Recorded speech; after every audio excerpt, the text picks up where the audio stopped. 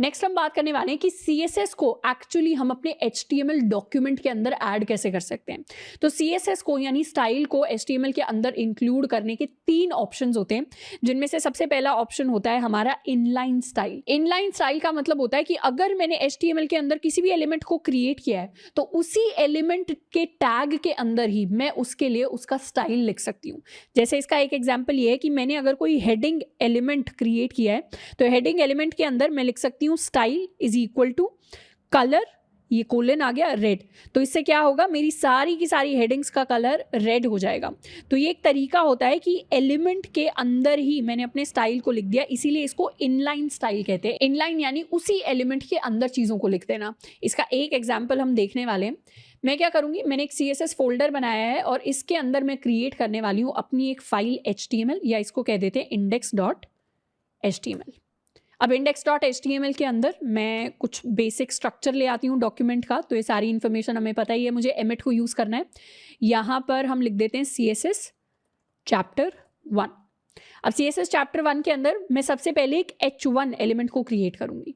H1 के अंदर मैं मान लेते हैं लिख देती हूँ अपना कॉलेज। अब मुझे अपना कॉलेज ये जो हेडिंग है इसको कुछ स्टाइल देना है। एक बार इसको देख लेते हैं कि बिना स्टाइलिंग के कैसा दिखेगा। बिना स्टाइलिंग के मेरी हेडिंग कुछ ऐसी दिखने वाली है। अब हम इसको कुछ स्टाइल देने वाले हैं, यानी मैं इसका कलर चेंज करूँगी टू रेड। तो इनलाइन स्टाइल देने के लिए मैं सबसे पहले लिखती हूँ स्टाइल इक्वल्स, एंड यहाँ पर ये आ जाएंगे डबल कोट्स, एंड अंदर वही प्रॉपर्टी वैल्यू का पेयर मुझे लिखना है। प्रॉपर्टी क्या थी, प्रॉपर्टी थी मेरा कलर, एंड वैल्यू क्या थी, मैं कलर रेड देना चाहती हूँ। तो मैंने कलर रेड दे दिया।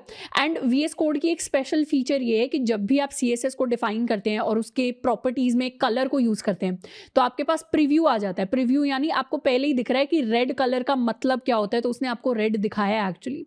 यहाँ पर अगर आप रेड की जगह ब्लू भी करते तो VS कोड क्या करता है, आपको ब्लू दिखाता। एंड जैसे ही हम इस ब्लू के ऊपर स्क्रोल करेंगे तो मुझे पूरा एक कलर पिकर दिखा रहा है, जिससे मैं अलग अलग कलर्स को सेट कर सकती हूँ। मान लेते हैं मुझे थोड़ा सा डार्क ब्लू चाहिए, तो इसने क्या किया, डार्क ब्लू दे दिया।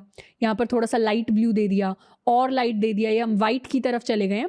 तो इस तरीके से आप डिफरेंट कलर्स को पिक कर सकते हैं। तो ये ऐसा नहीं है हर कोड एडिटर के अंदर आपको मिलेगा, पर हाँ VS कोड का एक स्पेशल फीचर है कि कलर प्रीव्यू आपको CSS के अंदर मिल जाता है। तो काफ़ी आसानी हो जाती है। मुझे अब पता है कि अगर मैंने एक वेब पेज बनाया तो उसके अंदर मुझे क्या कलर एक्सपेक्ट करना है।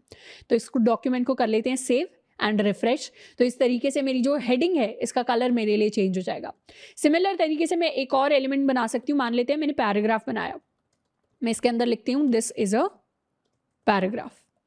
पैराग्राफ के अंदर स्टाइल देने के लिए मैं दोबारा से लिखूंगी स्टाइल। एंड अभी सिर्फ हम कलर को देख रहे हैं क्योंकि colour one of the simplest property है CSS के अंदर।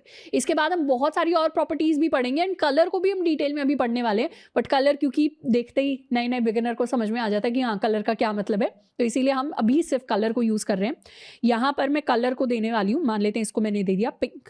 इसको कर लेते हैं सेव एंड रिफ्रेश। तो ये मेरा पैराग्राफ आ रहा है इन द कलर पिंक।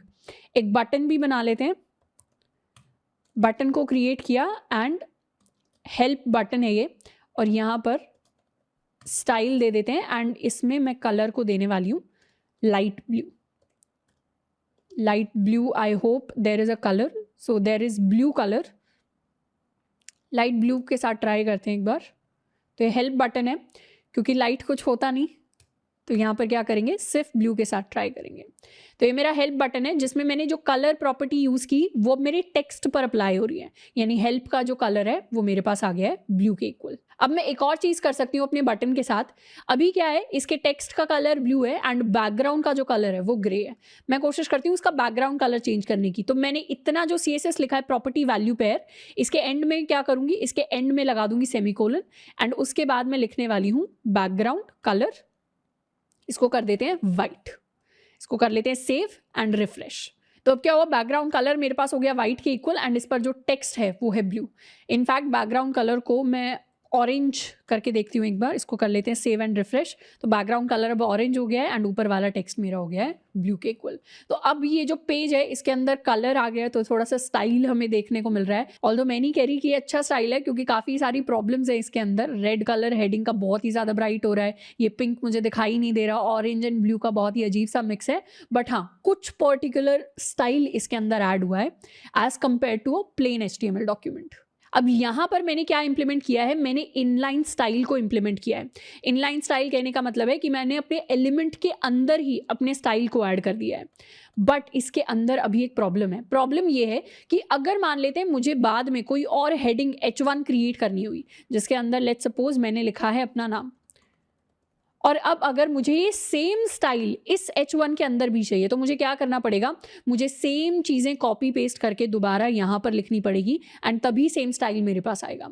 अब अगर तीसरी बार मुझे कोई H1 क्रिएट करना हुआ, जिसमें मान लेते हैं मैंने लिखा हेलो वर्ल्ड, और इसके अंदर भी मुझे सेम स्टाइल चाहिए, तो मुझे दोबारा से पुराना वाला जो स्टाइल है वो कॉपी करके यहाँ पर पेस्ट करना पड़ेगा। बट हमारी जो रियल लाइफ वेबसाइट्स होती हैं, यहाँ पर तो मैंने सिर्फ 3 H1 टैग्स क्रिएट किए हैं। रियल लाइफ वेबसाइट्स के अंदर हज़ारों H1 टैग्स हो सकते हैं, और बहुत सारे मल्टीपल डॉक्यूमेंट्स होते हैं, बहुत सारी मल्टीपल फाइल्स होती हैं। तो ऐसे केसेस में बार बार कॉपी पेस्ट करना वो फीजिबल नहीं होता। तो यहाँ पर इनलाइन स्टाइल बहुत ही ज़्यादा बेसिक तरीका है CSS को इम्प्लीमेंट करने का। इससे CSS अच्छे तरीके से इम्प्लीमेंट तो हो जाएगी, बट आप इसको लार्ज स्केल पे इम्प्लीमेंट नहीं कर पाएंगे। इसीलिए जब भी हम CSS को इम्प्लीमेंट करते हैं, जब भी हम स्टाइल ऐड करते हैं डॉक्यूमेंट में, तो कभी भी हम अपने डॉक्यूमेंट में इनलाइन स्टाइल को यूज नहीं कर रहे होंगे। अब सीखते हैं CSS को इम्प्लीमेंट करने का दूसरा तरीका होता है यूजिंग द स्टाइल टैग। यानी मैं क्या करती हूँ, मैं अपने हेड टैग के अंदर, हेड ऑलरेडी क्या करता है, मेरे मेजर चीज़ें बताता है मेरी पूरी फाइल डॉक्यूमेंट के लिए, उसके अंदर मैं एक स्टाइल टैग को क्रिएट करती हूँ। और ये स्टाइल टैग का काम होता है एक सिंगल HTML डॉक्यूमेंट के लिए स्टाइलिंग ऐड करना। तो इस स्टाइल टैग के अंदर मैं दोबारा से वही, मैंने एक H1 हेडिंग को as a CSS selector use कर लिया एंड अंदर प्रॉपर्टी वैल्यू का पेयर दे दिया। तो मुझे पता चल गया जिस भी डॉक्यूमेंट के अंदर हेड में मैंने ये स्टाइल लिखा हुआ है, उस डॉक्यूमेंट के अंदर सारी की सारी जो हेडिंग्स होंगी उनका कलर रेड अपने आप सेट हो जाएगा। अलग से जाकर मुझे एक H1 का कलर रेड, दूसरे H1 का कलर रेड, तीसरे H1 का कलर रेड, इस तरीके से सेट नहीं करना पड़ेगा। एक ही सिंगल लाइन में, एक ही सिंगल टैग के साथ मेरी सारी की सारी हेडिंग्स का कलर सेट हो जाएगा। तो इसको भी एक बार इंप्लीमेंट करके देखते हैं। ये मेरा डॉक्यूमेंट है, इस डॉक्यूमेंट के अंदर इतने पार्ट को हम कॉमेंट आउट कर लेते हैं एंड नेक्स्ट हम सीखने वाले हैं अपने स्टाइल टैग को। तो यहां पर मैं तीनों ये जो H1 है इनको कॉपी कर लेती हूँ। ये मेरी 3 H1 है एंड अभी के लिए मेरा जो डॉक्यूमेंट है वो कुछ ऐसा दिखाई दे रहा है। इसके अंदर से अब मैं इस स्टाइल प्रॉपर्टी को कंप्लीटली हटाने वाली हूँ एंड मैं नॉर्मल H1 लिखने वाली हूँ, जिसके अंदर अभी के लिए कोई स्टाइल नहीं है। इसको कर लेते हैं सेव एंड रिफ्रेश। तो this is my original document. अब मुझे चाहिए कि तीनों H1 पर एक साथ स्टाइल ऐड हो जाए। तो उस केस में मैं क्या करूंगी, मेरा जो हेड टैग है, इस टैग के अंदर मैं एक स्टाइल टैग को क्रिएट करूंगी। मैंने स्टाइल टैग को क्रिएट किया एंड इसके अंदर अब हम वो basic format of CSS use करने वाले हैं जिसको हमने इनिशियली पढ़ा था। यहाँ पर पहले मैं सिलेक्टर लिखूंगी, H1 मेरा सिलेक्टर है, उसके बाद मैं लगाऊंगी कर्ली ब्रेसेस। कर्ली ब्रेसेस के अंदर अब मुझे प्रॉपर्टी वैल्यू पेयर लिखना है, तो मैं लिखूंगी कलर रेड और फिर मेरा semicolon. This semicolon is very important in this format. अब इसको कर लेते हैं सेव एंड इसको करूंगी मैं रिफ्रेश। तो एक साथ क्या हुआ, तीनों का कलर चेंज हो गया। जबकि इनलाइन स्टाइल में मुझे एक एक करके स्टाइल ऐड करना पड़ रहा था स्टाइल टैग के साथ। यहां पर तो नॉर्मली मुझे HTML कोड लिखना है, बस हेड के अंदर जाकर मुझे स्टाइल टैग के अंदर सारे के सारे स्टाइल ऐड कर देने हैं। अब अगर मैं चाह रही हूँ मेरी सारी की सारी हेडिंग्स के लिए बैकग्राउंड कलर भी चेंज हो जाए, तो मैं उसका बैकग्राउंड कलर भी चेंज कर सकती हूँ। लेट्स सपोज मैंने बैकग्राउंड कलर कर दिया है ब्लैक। इसको कर लेते हैं रिफ्रेश। तो कुछ इस तरीके से ब्लैक बैकग्राउंड आ गया सारी की सारी हेडिंग पर, क्योंकि हेडिंग मेरी पूरी की पूरी डॉक्यूमेंट की विड्थ को ऑक्यूपाई करती है, 100% विड्थ। तो ये पूरी की पूरी जो विड्थ है ये ब्लैक हो गई है एंड उसके अंदर जितना पार्ट टेक्स्ट का था उसका कलर रेड है। H1 अगर आपको याद आए तो एक ब्लॉक एलिमेंट होता है जो 100% विड्थ को, जितनी उसके पास अवेलेबल होती है पेरेंट एलिमेंट के थ्रू, उतनी को ऑक्यूपाई कर लेता है। अब ये तो तरीका हो गया एक साथ मल्टीपल जो हमारे हेडिंग टैग्स होते हैं, मल्टीपल एलिमेंट्स हैं, उनके ऊपर स्टाइलिंग को ऐड करने का। बट इस तरीके के साथ भी एक प्रॉब्लम है। इस तरीके के साथ क्या प्रॉब्लम है कि ये जो स्टाइल टैग है ये स्टाइलिंग तो ऐड करेगा बट सिर्फ इसी फाइल के अंदर ऐड करेगा, इसी डॉक्यूमेंट के अंदर ऐड करेगा। पर जब हम रियल लाइफ वेबसाइट्स की बात करते हैं, जैसे Amazon हो गया, जैसे ऊबर की ऐप हो गई या और भी डिफरेंट डिफरेंट वेबसाइट्स हो गई, इन सब के अंदर जब स्टाइलिंग ऐड होती है तो उसमें मल्टीपल डॉक्यूमेंट्स क्रिएट हो रहे होते हैं, क्योंकि आप एक बड़ी वेबसाइट बना रहे हो तो उसमें मल्टीपल वेब पेजेस होंगे। ऐसा तो है नहीं कि एक बड़ी वेबसाइट के ऊपर एक सिंगल HTML डॉक्यूमेंट आप क्रिएट कर रहे होंगे। इनफैक्ट जो आप कॉलेज लेवल पे भी प्रोजेक्ट्स बनाते हैं वेब डेवलपमेंट के कॉलेज के अंदर, उसमें भी आपको मल्टीपल HTML फाइल्स क्रिएट करनी पड़ती हैं। तो ऐसे में एक हर सिंगल फाइल के लिए आप अलग से स्टाइल लिखें, फिर दोबारा सिंगल फाइल के लिए अलग से स्टाइल लिखें, दोबारा सिंगल फाइल के लिए अलग से स्टाइल लिखें, वो ज़्यादा फीजिबल तरीका नहीं होता। इसीलिए हम इस तरीके को भी प्रैक्टिकल केसेस में यूज़ नहीं करेंगे। मतलब ये जो हेड के अंदर स्टाइल टैग लिखने वाला तरीका है, इसको हम यूज़ नहीं करने वाले, ऑल्दो ये भी एक वैलिड तरीका है HTML डॉक्यूमेंट के अंदर स्टाइलिंग ऐड करने का। अब हम बात करने वाले हैं तीसरे तरीके की, जिसको हमेशा हम आज के बाद यूज़ करने वाले हैं स्टाइल ऐड करने के लिए, एंड ये तरीका होता है हमारा एक्सटर्नल स्टाइल शीट का। एक्सटर्नल स्टाइल शीट कहने का मतलब है कि मैं एक सेपरेट डॉक्यूमेंट बनाऊंगी। ये सेपरेट डॉक्यूमेंट क्या होगा? ये सेपरेट डॉक्यूमेंट होगा CSS के लिए, यानी मैं एक अलग से CSS की फाइल क्रिएट करूंगी। CSS की फाइल कैसे क्रिएट करते हैं? जैसे मैं अभी तक कोई भी HTML फाइल क्रिएट करने के लिए मैं लिख सकती हूँ abc.html, def.html, मैं कोई भी नाम लिख सकती हूँ, index.html। तो ये मैंने क्या किया? HTML फाइल्स क्रिएट की। इसी सिमिलर तरीके से मैं CSS फाइल्स भी क्रिएट कर सकती हूँ। मैं लिख सकती हूँ abc.css या style.css या mystyle.css, आप कुछ भी नाम दे सकते हैं किसी भी CSS फाइल को। एंड बिल्कुल ज़रूरी नहीं होता कि जिस HTML के लिए आप CSS लिख रहे हो उन दोनों का सेम नाम हो, दोनों का अलग अलग नाम भी हो सकता है।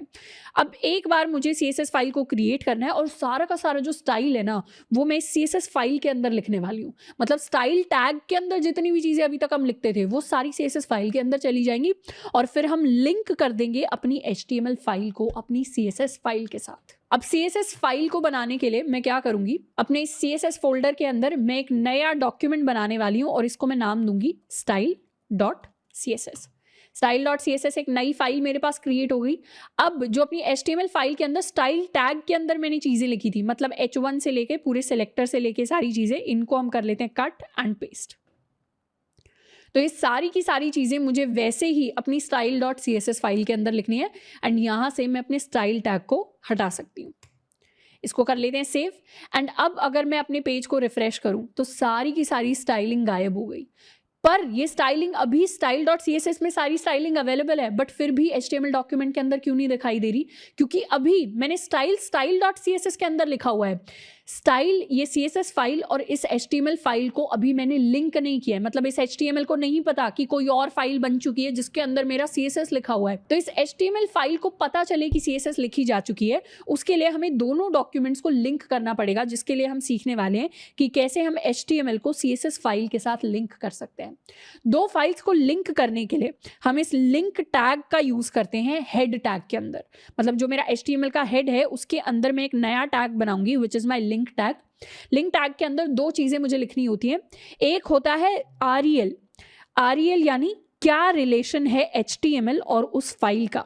रिलेशन क्या है? रिलेशन ये है कि CSS मेरी क्या होती है? स्टाइल शीट होती है। CSS यानी कैस्केडिंग स्टाइल शीट्स। तो CSS एक स्टाइल शीट होती है, तो रिलेशन ये हो गया कि मेरी HTML फाइल के लिए मैं एक स्टाइल शीट क्रिएट कर रही हूँ जिसमें उसका स्टाइल डिफाइंड है। तो जब भी मैं एक CSS फाइल को लिंक करूंगी मुझे REL रिलेशन में लिखना है स्टाइल शीट, एंड उसके बाद मैं लिखूंगी यहाँ पर मेरे पास href होना चाहिए, रेफ नहीं href होना चाहिए। href के अंदर मैं लिखने वाली हूँ अपनी CSS फाइल का नाम। तो मेरी फाइल है style.css। अगर सेम फोल्डर में फाइल है तो आप सिर्फ style.css लिख सकते हैं। मान लेते हैं मेरी CSS फाइल किसी और फोल्डर के अंदर है, तो यहाँ पर सिर्फ नाम की जगह मुझे पूरी फाइल का पाथ लिखना पड़ेगा जहां पर मेरी CSS फाइल स्टोर्ड है। बट यूजुअली हम सेम फोल्डर के अंदर क्रिएट कर रहे होंगे, तो उस केस में मैं डायरेक्टली अपनी CSS फाइल का नाम लिख सकती हूँ। एंड इस तरीके से HTML को जब हम बता देंगे कि कौन सी CSS फाइल के साथ उसको अटैच होना है, लिंक होना है, उसके बाद डायरेक्टली उसकी स्टाइलिंग मेरे HTML डॉक्यूमेंट के अंदर ऐड हो जाएगी। एक बार इस चीज़ को भी कर लेते हैं। ये रहा मेरे HTML डॉक्यूमेंट का हेड टैग। हेड टैग के अंदर मैं क्या करने वाली हूँ? लिंक करने वाली हूँ। सबसे पहले रिलेशन बता देते हैं that this is a style sheet. उसके बाद नाम बता देते हैं। नाम में मैं लिखूंगी style.css। एंड इस तरीके से मैंने लिंक कर लिया दोनों फाइल्स को। इसको अब कर लेते हैं सेव। स्टाइल के अंदर मुझे कोई चेंज नहीं करना, मुझे सिर्फ HTML के अंदर लिंक करना है। अब मैं कर लेती हूँ रिफ्रेश, तो क्या हुआ, पुराने वाली जो स्टाइलिंग थी जो अब HTML के पूरे डॉक्यूमेंट में कहीं भी नहीं लिखी हुई लेकिन style.css में लिखी हुई है, वो सारी की सारी अब मेरे HTML डॉक्यूमेंट पर भी अप्लाई कर जाएगी। तो ये सबसे ज़्यादा वैलिड तरीका होता है, सबसे ज़्यादा प्रैक्टिकल तरीका होता है CSS को यूज़ करने का और CSS को HTML डॉक्यूमेंट पर अप्लाई करने का। एंड आगे से जब भी मुझे CSS अप्लाई करनी होगी, मैक्सिमम केसेस में यानी 99% केसेस में, उनमें हम क्या कर रहे होंगे, अलग से CSS फाइल बनाएंगे एंड उसको अपने HTML डॉक्यूमेंट के साथ हम लिंक कर रहे होंगे।